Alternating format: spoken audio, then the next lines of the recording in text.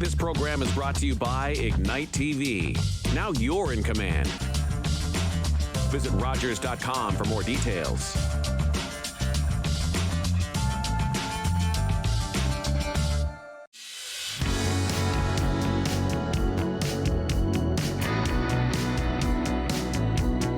Hello and welcome to HealthLink, a program connecting home, community, and healthcare. My name's Carol Merton, and I'm delighted to welcome three guests to the program today in no particular order. But I'd like to welcome Amy McKinnon, CEO of Owen Sound Regional Hospital Foundation, Amy Bowins, Manager of Mental Health and Addiction Services, Grey Goose Health Services, and the Site Manager for the new facility we're going to be talking about today, and Wayne McFarlane, who is a Community Ambassador. I love that term, Community Ambassador, Mental Health and Addictions Wellness and Treatment Center. And today we are going to be talking about the new Mental Health and Addictions Wellness and Treatment Center, which is part of Grey Goose Health Services. And I'm excited because there's going to be some images that we're actually going to be seeing today as well. Thank you, all of you, for joining me today. I know you've got lots of information to share, and I really appreciate you giving me the little jot notes and things that you're going to be covering so I stay on track. So thank you very much. So this is an exciting new center. And I'm wondering, Amy, there's two Amy's, so I'm wondering if it's Amy Bowins who would like to start and just talk about the site and all of the information that makes it real for our viewing audience. All right. Thanks. So one of the things I just want to start with is that this project, it was an idea a few years ago, and here we are today. So it for me, that's the most exciting. There's an identified need, and we were able to make it happen, and it's happening. We're in the process. So I know that there is a map. I'm just wondering if that map is being shared and if we can share that. And I can walk the viewers through the facility and what each area is doing and the services that it's going to provide. So why don't we assume it's up and we'll keep on chatting. All right. So if you're looking at the map in the bottom right-hand corner of the yellow section, that is what's going to be considered our soft medical detox. So in those beds, individuals can come in and they can stay for a couple of days, up to 14 days. And it's going through those initial detoxing procedures, and they can get together with other services, whether it is harm reduction services or medication services, or getting connection with counseling, really looking at what their needs are. And then if you continue on in, as we call the yellow section, or our WMS section, along the top, that is our relapse prevention beds, and you can stay up to 3 months in those beds. And in that kind of yellow section, that's really intensive programming. Every morning they will be attending what we call our core programming in the morning, and then more, life skills and group counseling in the afternoon. And in there is really intensive. You're in it. You're 24/7 supervision. You're in there. There's counselors available to you all the time. And throughout the building, there's definitely counselors available all the time. But that area is more like kind of locked off in the evening from the rest of the building. And that's for safety, right? And in terms of safety in that yellow section, we're also going to have security in there, and security within the building as well, just so that everybody in the building feels safe, but also the community feels safe as well. Yeah. As you continue on through the building, there is the blue section, and the blue section is all our counseling facilities. So there's counseling offices. We're going to have trauma counseling and addictions counseling. There'll be RAM counseling, which is our rapid access addiction medicine programming. There's going to be psychiatry, nurse practitioners, occupational therapists. So they'll all be providing that programming in those areas. And there's that bright pink area, and that is our rapid access addiction medicine. We call it RAM. So our RAM program is physicians and as well as nurse practitioners, and they're really looking at providing medications to help people come off of their drugs of choice, so opiates, that type of thing. But there's also help for alcohol use disorder as well as stimulant use disorder. So there's counseling, there's medical intervention, and that's going to be run out of the pink section. As you continue on through the building, sorry, I'm looking over here because I have it on another screen. That's okay. You have what we call the green section, and that is our long stay section of the building. And honestly, that is the most exciting part because that is brand new to this area and brand new to Grey Bruce Health Services. So this part of the building is people can stay. It could be up to 2 years. It's really on what they need. So everybody in this section will be attending programming throughout the day, just like the other parts of the building. It'll be very intensive core programming in the morning. But then again in the afternoon, they may be going out to work. They may be going out to volunteer. They may be doing what we call ADLs or activities of daily living. So learning how to make meals, how to cook, or learning computer skills, all those types of skills that they might not have had before. And we're going to be offering those in the building. Then there's another section that's a purple section, and that is what we're calling our high intensity unit. When we're working with our community partners on staffing that area, but we've built the space and we're looking for staff to come in, but it is a more of a contained unit within the larger building. So there's different additional safety measures put in place in that section. And then you go down to the final wing, the peach wing. And in that area, that is where all of our programming, our group programming is going to happen. And as some of you may know, we have moved into what was once the Bayview School. So one of the great things about this building is that we now have a gym. We have plays for physical recreation, which, as most of you know, is imperative to our well-being. And moving into this building, we can now offer that. So in this area, we have a gym. We have, there's going to be a training kitchen down the road.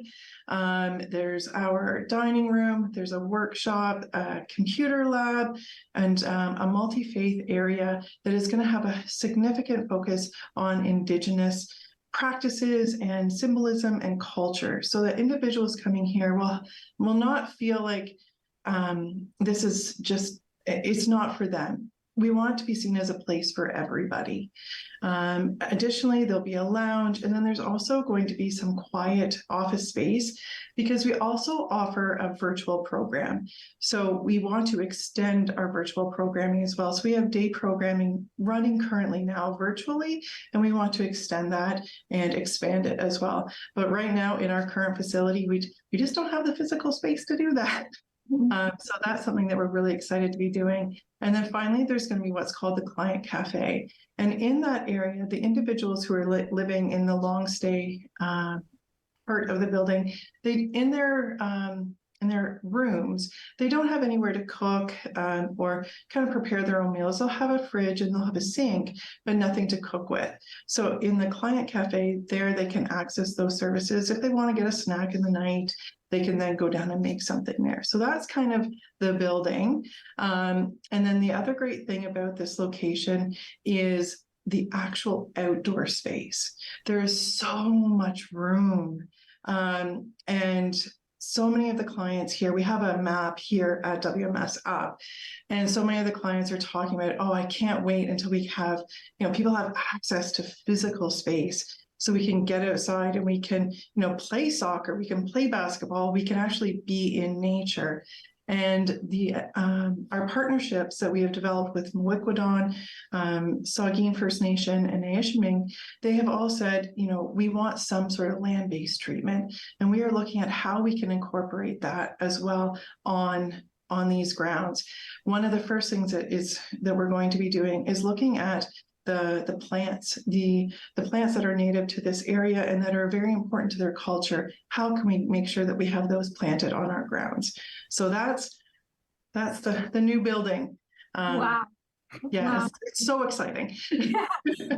can feel the energy right on the screen, which is wonderful. So I probably will come back to you, Amy. In fact, I will come back to you but just a couple of quick questions before we go to the other Amy and also to Wayne. Planned opening, do you have kind of a we hope for kind of date? Not necessarily an absolute, but a we hope for. We hope for fall of this year. Okay. Yeah. And am I understanding correctly that you really have a mixed model of care, both inpatient or not inpatient, but in treatment, sort of residential care, not residential care, and you have virtual care, which is like treatment without walls, right? Yeah. Have I got that right? 100%. And the really remarkable thing about this building is that it's never been like that before. All levels of treatment are now going to be in one location. And we're also going to be bringing in our mental health programs as well. So they serve community treatment team, the first episode psychosis program, as well as case management programs. We're going to be working out of this building as well. And for those of you who may not be well versed as we are in the field, the overlap between mental health and addictions is across the board. The majority of our clients do experience some sort of mental health as well as addiction issue, and then being able to connect them with those services right in the building is what is going to be so exciting as well. So we have inpatient, we have outpatient, we have short stay, long stay, we have mental health, OT, everything all together. And it's going to be a facility that when a person walks in the door, the service is going to be tailored specifically to their needs. It's not going to be a blanket approach of everybody who walks through the door is going to get all this service. It's what are your needs? If person A needs, trauma therapy and learning how to actually do grocery shopping, then that's the service that they're going to need. Whereas if another person is specifically around medication management and rapid access addiction medicine, then that's what they're going to need. Because if we can't treat the individual's needs, then they won't come back. And it's all about how can we help you right now? Yes, absolutely. Fascinating. I hardly know who to go to next. Well, it's such a bold new vision for the treatment of addictions in Ontario. It's completely OHIP funded. So this isn't going to be out of pocket for the clients who are coming for treatment. And that's so vitally important. There are similar programs, and Amy can speak better to it than I am, but they're cost prohibitive for people. So taking that first step and wanting to, be clean and, I don't know what the correct term is, Amy. So that's sometimes difficult. And then once you're ready, if you don't have the finances. So this is OHIP funded and it's amazing. The first of its program in Ontario to be OHIP funded. So, it's a great, bold step of Grey Bruce Health Services to embrace this new model of care. And one of the things too is I want the people of Grey Bruce to recognize that although, ministry says we have to treat everybody in Ontario, we are making a very distinct triage plans to make sure that the people of Grey Bruce do receive this service. It's in their community, and we want to ensure that they have equal access to it, if not priority access, because they do live here. We want to make sure that they can get in the doors. We don't want somebody who's, living in Meaford or, living in Kincardine have to go really far away when the service is right here. And then the other thing too is that we do have priority beds for Indigenous and our transgendered communities. Again, making sure that this is an inclusive space and that nobody feels excluded. Yeah. So it really is a community of caring and support. Yeah. Wayne, you've been patiently waiting, and now I really want to talk to you because you have the role of ambassador, but also volunteer. How did you get interested in this? And what can you share about your role in the future? Great question, Carol. I'm a local guy from Shelburne, Ontario. And I spent most of my life working in New York and London, England, and in Toronto, but I've moved back home to Laura Bay. So my heart is in Grey and Bruce and Dufferin counties, okay? That's the first point. And I just wanted to give back. You know, in retirement, I think it's really, really important to take on projects that are going to support where you live. And I looked at this project and said, wow, this is the first time they're using a holistic approach to the individual as opposed to treating just the disease. Yeah. You know, in past, mostly in Canada, the United States, the focus has been, oh, Wayne, you've got a drinking problem. We'll send you off to a place in Guelph that focuses on getting you out of alcohol. As opposed to sort of saying, Wayne, why is it that you have a drinking problem? Is it because you're Indigenous and you felt as though you were a second-class citizen? Is it because your grandparents was in their DNA, they drank way too much? And you know, you got to figure out what that is. Or is it because you're a farm boy and you never felt like you belonged to the rest of society? Mm-hmm. And Yeah. so I thought, wow, that's really cool. And this is the first of its kind in Ontario. And I think I'm not sure I should be saying this on television, but I think it's also the first time in Canada with this much emphasis.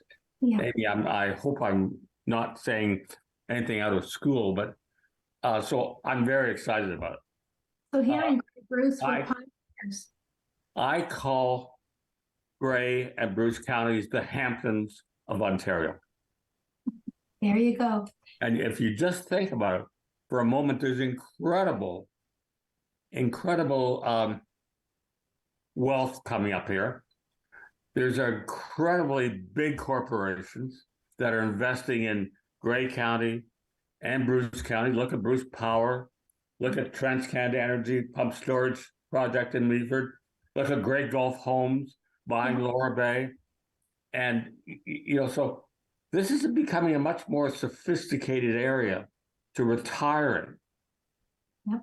And we need to make sure that we have the right health resources to make people feel as though, oh, I'll be able to get a doctor.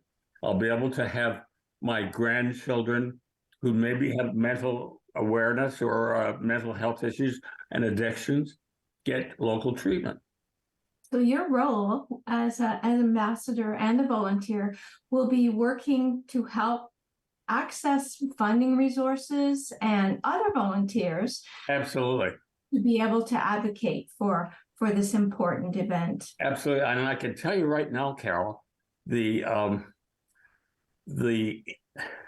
comments that I've initially had from people who live at Laura Bay, oh, wow, isn't that a great opportunity? Wow. Yeah. Wow. Lots of positive. So far, it's very positive. We've got a big challenge ahead of us. It's a lot of money to raise, especially when in communities where the predominant newcomers are retirees. Yeah. But it's not impossible.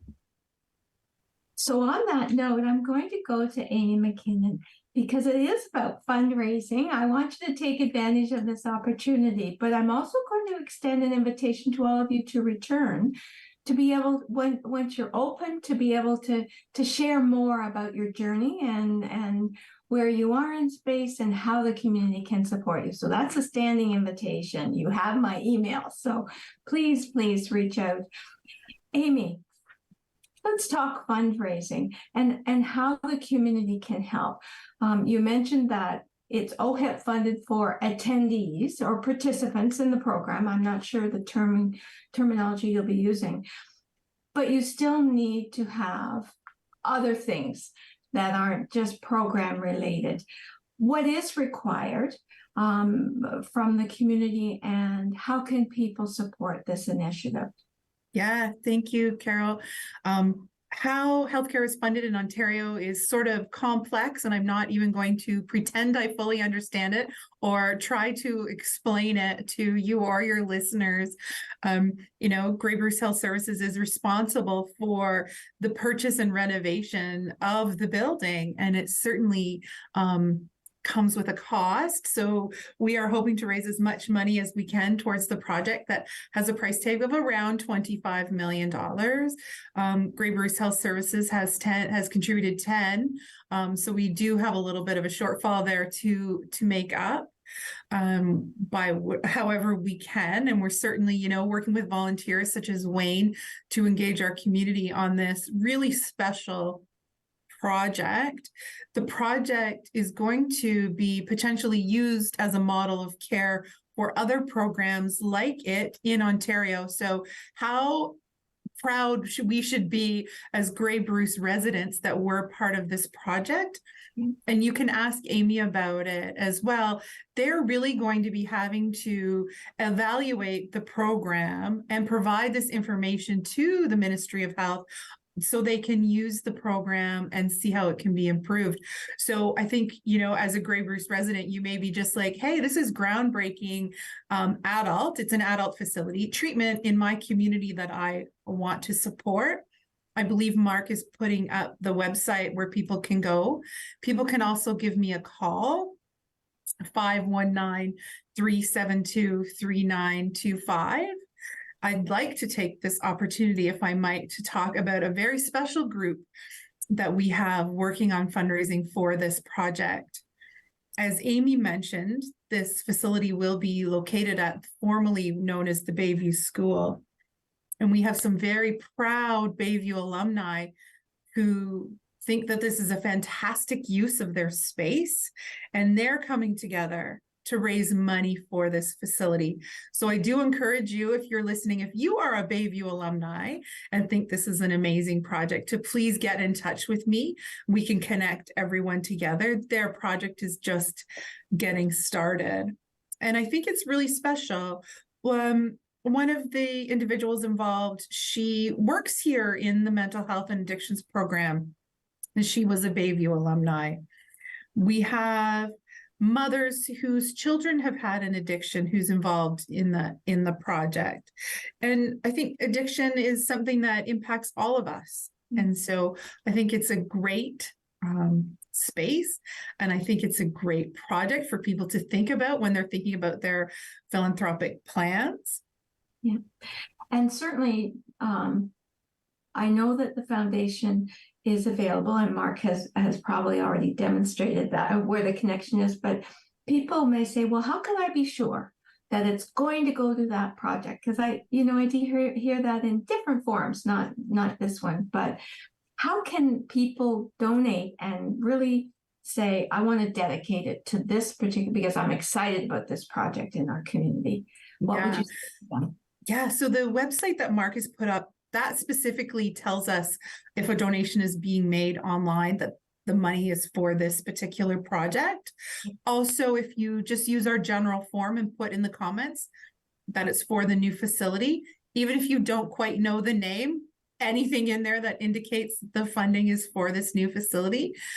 The Owen Sound Regional Hospital Foundation has been in the community for over 30 years, and we do have the trust of our donors that what we say we're going to do is actually what we do. So if a donor asks us to please contribute my $100, $1,000, $10,000 to this project, that's where the money is going. It's all about that trusting relationship that we have here in Grey Bruce with our partnerships. I think that is also a very special thing. Amy, I know we've got about 4 more minutes in the program, how quickly it goes by. And I'm wondering if you could talk a little bit about the human resources. We hear about, needing more doctors, needing more nurses, needing more support staff. How will you find the staff to support? Because it's a very specialized skill as well. So we started our hiring process. I'm just trying to think, it was almost, the first wave was about a year ago, just after the funding was announced, that we slowly bringing people on. We do have, I think it's 3 positions still left to fill. So there is peer support, family support, like a family support worker, OT, leisure aids. So I'm trying to go off the list in my brain here. Master's trained clinicians, RPNs, oh my goodness, the list goes on and on, but we are slowly bringing everybody on now, because as we're building all our programming, we need all their input, because my goal is that everything will be up and running and completely laid out before we actually get into the new building, so that on the day of move-in, all we're doing is physically moving, that when we get to the new building, we are hitting the ground running, that we do not have to start our building process. Everything will be in place and built prior to actually getting into the building.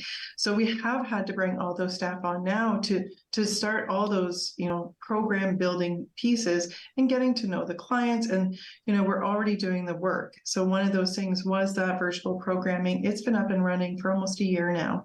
And that was one of the goals going into the new building. So yeah, and I won't lie, hiring has been hard. Everybody knows across healthcare, hiring has been difficult, but we have got some outstanding staff started.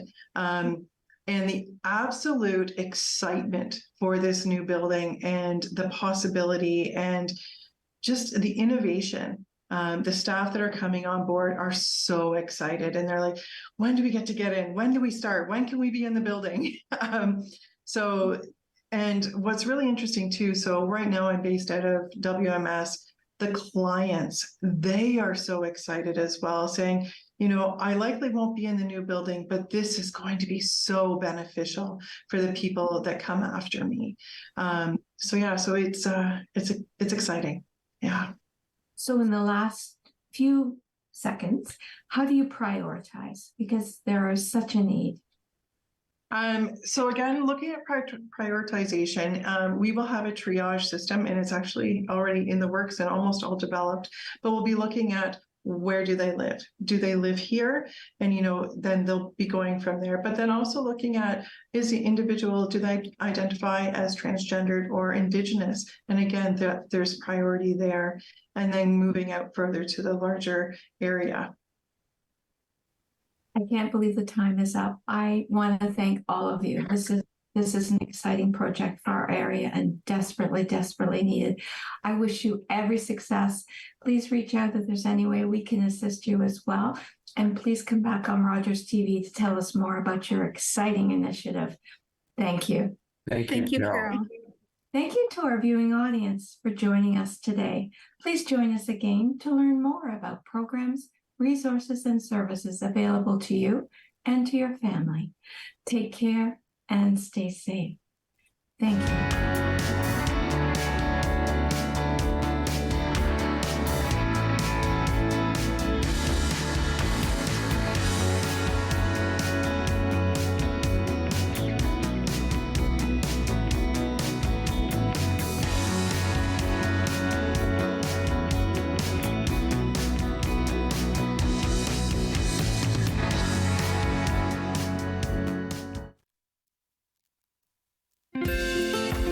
Call the Rogers TV viewer response line, email us, or connect with us on social media.